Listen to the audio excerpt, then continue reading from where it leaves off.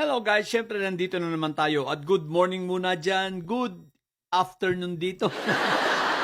Ito pag-usapan naman natin, no? Alam kong napanood yun na itong interview kay Trojan Horse Toby. So ayan, so kitang-kita na lumabas na ang tunay na kulay nitong si Toby. Bagamat matagal na nating alam na kaya nga natin tinawag itong si Trojan Horse, di ba? Alam naman natin na didilis siya. Pero eto, garapalan na ang pagiging kanyang didilis, no? Pero magtataka ka. Bagamat siya ay didilis, bakit ayaw niyang tawaging siya ay DDS? Hindi ba kayo nagtataka? Oy, mga didilis, ayaw nila magpatawag na DDS, oh. Ito, si Trojan Horse, ano pala ito? Tikiyot, di ba? Ayaw din magpatawag, maging si Rowena Buangson.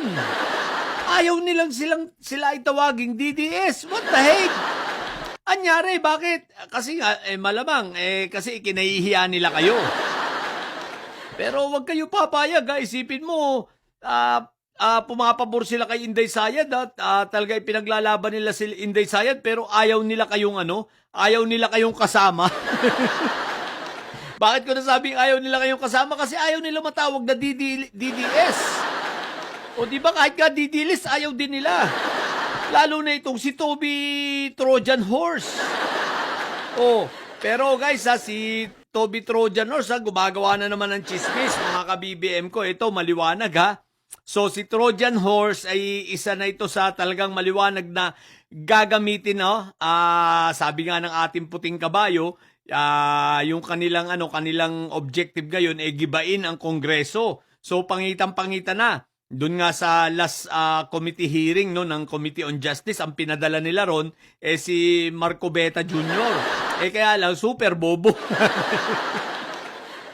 Super bobo, super tanga pa. What the heck? 'Di ba? Kumbaga matatawa ka nila sa kabubuan ng hinayupak na yun, no? So yun ang pinadala, kaya lawa effect. Diba? Hindi na rin umatid si Suntae, diba? Kasi nga, effect rin, bobo rin. Ngayon, sa labas naman ng hearing na yon, andyan na nga po si Trojan Horse. At siya na ang babanat unti-unti. Isabay mo pa dyan, asahan mo si Erice. So, yung mga yan, at ang ilan pa na mga kasama siguro sa payroll ng 1.2 billion ni Pulong na ipinamahagi. So, tingnan natin, ha? Tingnan natin yung mga darating na araw. Pero si Trojan Horse ay maliwanag na. Gumagawa na naman ng mga naratibo at nananakot sa mga congressman. Isipin mong, paano niya na i-connect? Ang galing, di ba? Isipin mong i-connect ni Trojan Horse ang flood control dito sa pagboto raw ng impeachment.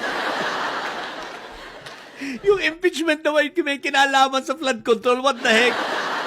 Wala, hindi pa pumuputok yung yan. Hindi pa pumuputok yung flood control. Yung impeachment, nandyan na Di ba? Kaya lang, dumaan na sa Supreme Court at pinatulog lang ni Quick Belt sa pamamagitan ng forthwith. Sa pagbibigay ng ibang ibig sabihin ng forthwith. Di ba? Ngayon, ito na ang naratibo ni Trojan Horse.